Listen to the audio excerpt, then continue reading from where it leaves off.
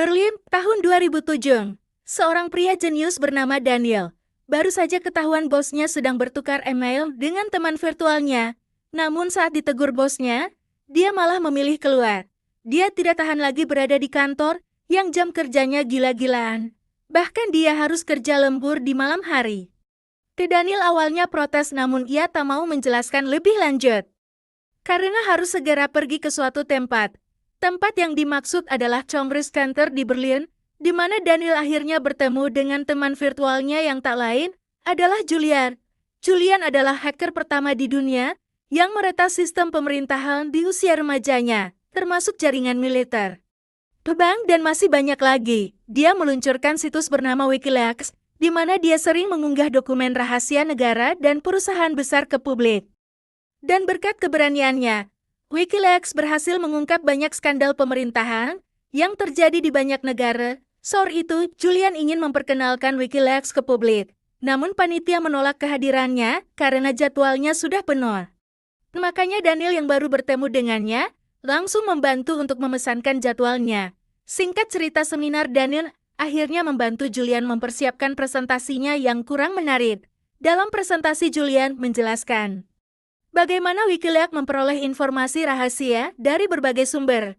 Dan karena informasi yang diperoleh termasuk dokumen rahasia, Julian memastikan bahwa keamanan sumbernya terjamin saat dia akan melindunginya dengan menjaga informasi anonim agar tidak mendapat gangguan dari pihak lain yang merasa dirugikan. Beberapa saat kemudian, setelah presentasi selesai, Daniel langsung menyusul Julian. Daniel mengenal Julian yang memiliki masa lalu suram. Dan dari pengalaman itulah, Julian berani untuk mengungkap informasi rahasia negara yang dapat merugikan pemerintah. Julian memperkenalkan Wikileaks dan selanjutnya mengakui kepada Daniel bahwa Wikileaks memiliki banyak sukarelawan yang memberikan informasi. Saat itu Wikileaks sedang memproses bocoran dokumen keuangan milik bank terbesar di Swiss. Julian menanggung informan ini dan menemukan dokumen rahasia yang membuktikan bahwa bank tersebut telah melakukan manipulasi pajak yang merugikan negara dan tentunya masyarakat luas.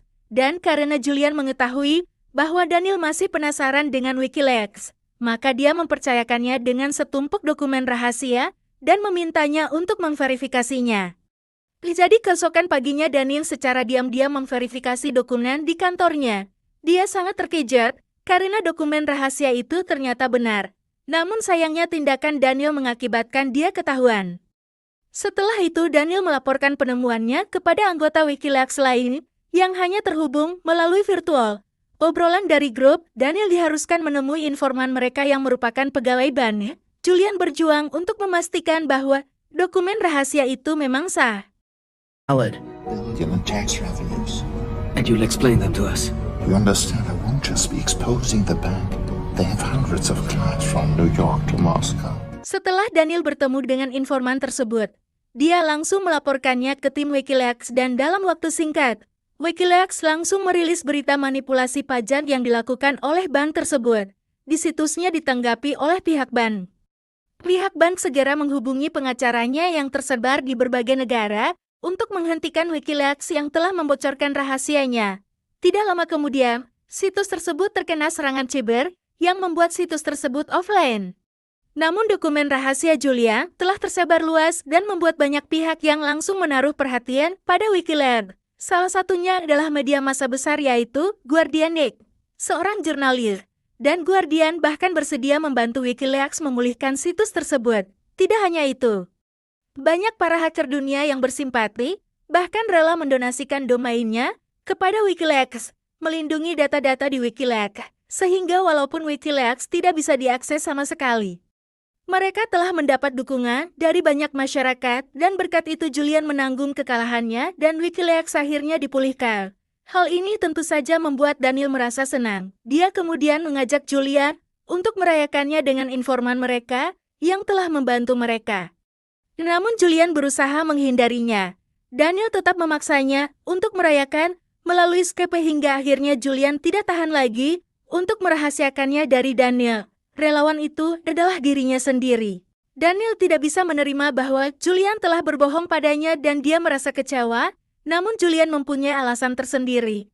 Dia kemudian menceritakan kepada Daniel tentang perjuangannya, saat itu bersama dua temannya yang lain.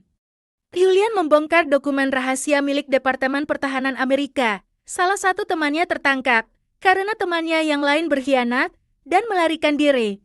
Sehingga sejak saat itu Julian mempunyai dendam pribadi terhadap pemerintah, dan memutuskan untuk tidak pernah mempercayai siapapun. Ia kemudian memperjuangkan situs Wikileaks sendirian, hingga ia bertemu dengan Daniel. Beberapa hari kemudian Julian dan Daniel menghadiri pertemuan antar jurnalis, dan bertemu dengan Nate dan jurnalis lainnya. Dia menyoroti kinerja Wikileaks yang menurutnya melanggar etika karena mengungkap rahasia, termasuk membeberkan data pribadi seseorang.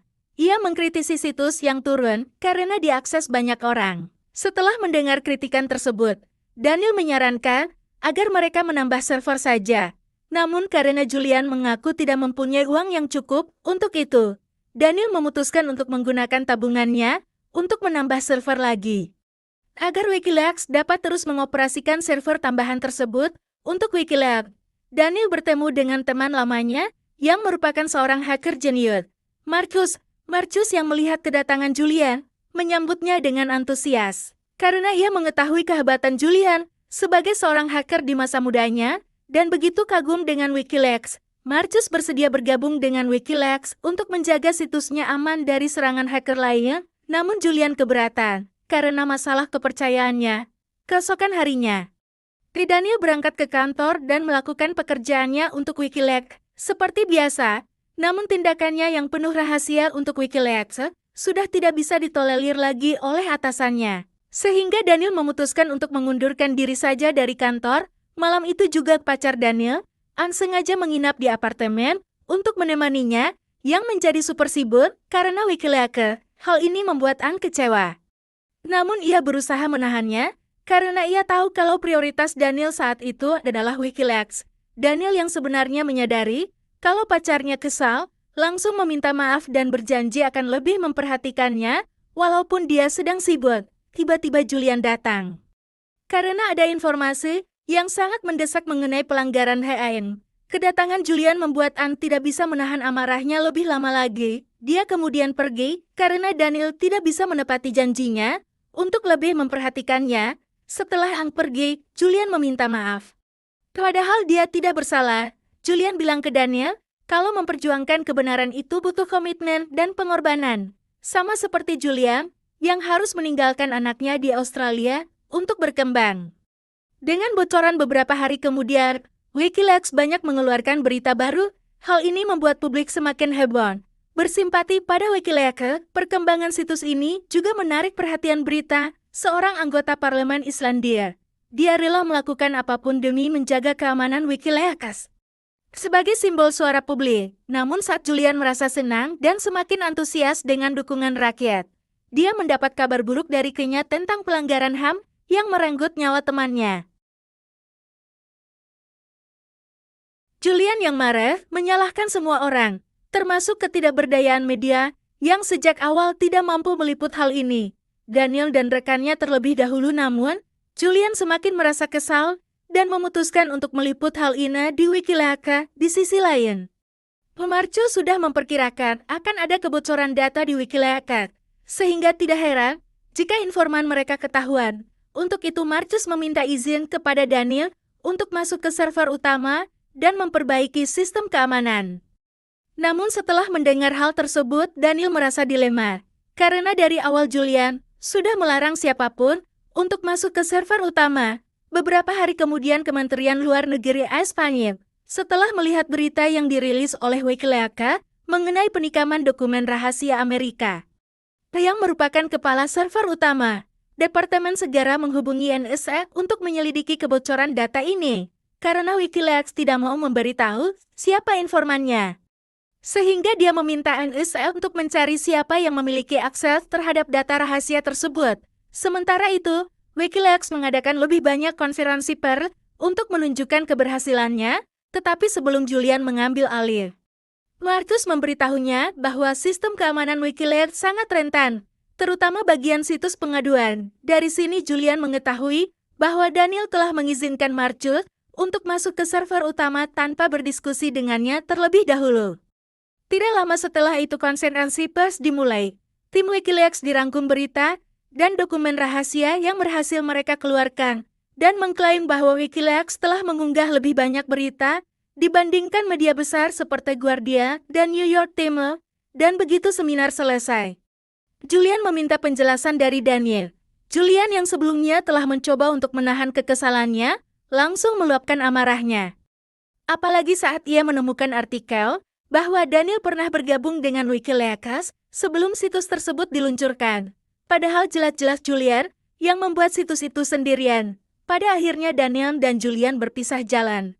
Daniel langsung bertemu dengan pacarnya untuk meminta maaf dan memperbaiki hubungan mereka, sementara Julian terbang ke Norwegia untuk memenuhi undangan Nick ke seminar dengan seorang jurnalis. Di sana Julian datang terlambat karena ternyata dia dikejar oleh CIA. Nick menyadari bahwa Julian pasti punya informasi baru yang menjadi target CIA. Nick menyadarkan Julian bahwa Wikileaks membutuhkan orang-orang seperti Daniel yang bisa memverifikasi datanya untuk memastikan informasi yang didapat adalah faktual. Nick lalu mengingatkan Julian agar berhati-hati. Meski sepertinya mereka bisa beraktivitas seperti biasa, di luar sana banyak yang mengincarnya. Beberapa saat kemudian, Julian memberitahu Nick bahwa Wikileaks baru saja menerima video tentang kekerasan terhadap wartawan yang dilakukan oleh militer AIR, sehingga Nick segera menyuruh Julian untuk pergi ke lokasi. Sementara Julian menghubungi Daniel dan meminta tim untuk berkumpul. Keesokan paginya Wikileaks memeriksa video tersebut dan memverifikasinya untuk memastikan kebenaran informasi rahasia tersebut. Dan jika terbukti benar berarti pasukan militer Amerika Serikat telah melakukan pelanggaran terhadap warga sipil. Oleh karena itu, Julian selaku juru bicara Wikileaks harus bersiap mengadakan konferensi pers terkait hal tersebut. Daniel memberikan semangat agar ia tidak perlu takut pada apapun, karena ia tidak sendirian dan tim akan terus mendukungnya.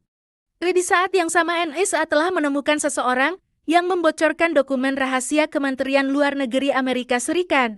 Seorang prajurit Amerika berusia 22 tahun itu langsung diamankan oleh NSA, namun yang menjadi permasalahan adalah prajurit muda tersebut membocorkan semua dokumen militer, termasuk pesan diplomatik yang dapat mempengaruhi hubungan negara dengan sekutunya. Nama Sarah juga ada, namun yang terpenting adalah dokumen rahasia berisi nama-nama informan yang harus dilindungi. Oleh karena itu, pemerintah Amerika Serikat harus bergerak untuk mengamankan dokumen rahasia tersebut. Informasi ini membuat tim Wikileaks panik. Dick mencoba menghubungi Julian, namun belum mendapat tanggapan. Dia mengatakan bersedia membantu untuk mengelola informasi tersebut. Tidak hanya pihak Guardian saja, bahkan New York Times juga bersedia membantu. Sedangkan Daniel langsung mengkonfirmasi kepada Julian tentang dokumen rahasia yang sebenarnya sudah dikumpulkan Julian dan ingin segera diunggah tanpa ada sensor sama sekali.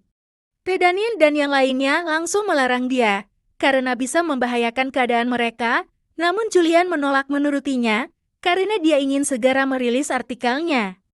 Agar seluruh dunia tahu bahwa pemerintah bisa begitu kejam terhadap warga sipil. Daniel dan yang lainnya tidak punya pilihan lain selain menghadapi Julian. Julian terkejut karena teman-temannya berhasil menemukannya saat dia berusaha menghindari siapapun yang mengincarnya. Tidak lama setelah Julian, Daniel dan Peta bertemu dengan Nick kemudian menjelaskan niatnya untuk membantu Wikileaks merilis artikel dari dokumen rahasia yang mereka dapatkan. Dan kemudian memberikan saran kepada Julian untuk meresmikan Wikileaks sebagai media jurnalistik, karena dengan begitu Wikileaks akan mempunyai kekuatan hukum. Walaupun pada akhirnya Wikileaks juga harus mematuhi hukum. Julian keberatan. Namun pada akhirnya memutuskan untuk membagikan informasi tersebut ke beberapa media. Meskipun Wikileaks juga akan merilis dokumen rahasia tersebut dalam beberapa hari lagi. Semua media besar sibuk menerjemahkan konteks dokumen rahasia militer tersebut agar dapat dipahami oleh masyarakat biasa. Sedangkan Kementerian Luar Negeri AS terlalu sibuk dengan Wikileaks, sehingga lupa menyimpan delegasi negara di Irak. Sarah kemudian menyuruh delegasi tersebut menggunakan kode rahasia yang menyuruhnya untuk segera pergi bersama keluarganya, karena situasinya berbahaya. Daniel harus mengubah format file 91.000 halaman hingga dia tertidur di kantor. Di sana dia bertemu dengan dua staf yang menyadarkannya bahwa dia tidak akan melakukan pengeditan. Pada waktunya Daniel menemui Julian untuk mengatakan bahwa mereka tidak boleh mengunggah dokumen rahasia itu tanpa sensor. Karena menyangkut nyawa banyak orang, Julian menjadi marah karena sejak awal Wikileaks dipercaya untuk mengunggah artikel apapun tanpa sensor. Baginya editing hanya akan membuat biasa dan menurunkan kredibilitas situs. Mereka berdua berdebat, sampai akhirnya Julian mengeluarkan Daniel dari Wikileaks. Julian tidak memperdulikan Daniel lagi, karena 4 hari lagi dia akan mengadakan konferensi pers mengenai dokumen rahasia pelanggaran HAM yang dilakukan tentara AS. Sementara itu, Marcus dan Brigitta menghubungi Daniel dan memintanya untuk menghentikan Julian. Namun Daniel yakin Julian tidak akan pernah mau mendengarkannya lagi. Sehingga Daniel mengajak Marcus bertemu untuk menyelesaikan masalah ini. Akhirnya untuk menghentikan Julian, Daniel dan Marcus harus menonaktifkan situs tersebut. Keputusan ini tentu saja tidak mudah bagi Daniel, namun ia tidak punya pilihan lain. Karena nyawa banyak orang jauh lebih penting dari kerja kerasnya mengembangkan situs tersebut. Sehingga tanpa membuang waktu lagi, Daniel segera menghapus sistem yang mencoba mengkritik. Beberapa saat setelah Julian mengadakan konferensi pers, dia mengetahui hal ini dan merasa sangat kesal, kecewa, dan marah kepada Daniel yang menurutnya telah melampaui keputusannya. Di sisi lain, berkat kebocoran data rahasia ini, Sarah dipecat dari Kementerian Luar Negeri. Dia merasa karir yang dia bangun dari awal hancur setelah dokumen rahasia itu bocor ke publik. Setelah Wikileaks berakhir, Nick dan Daniel bertemu untuk membahas masalah ini. Ketika jurnalis senior, Nick memuji keberanian Julian. Saat ini di dunia jurnalisme butuh mentalitas seperti itu untuk melawan kekuasaan dan menyuarakan hak. Daniel mengamininya. Meski ia menyayangkan Julian, yang akhirnya menjadi egois dan mendahulukan emosinya di atas segalanya. Di sisi lain, Julian mendapat apresiasi dari banyak orang. Ia mengakui kesalahan terbesarnya adalah merekrut orang seperti Daniel untuknya. Daniel telah menghancurkan segala usaha dan perjuangannya. Dia telah menghancurkan Wikileaks yang telah membantu banyak orang memantau pemerintahan di negaranya masing-masing.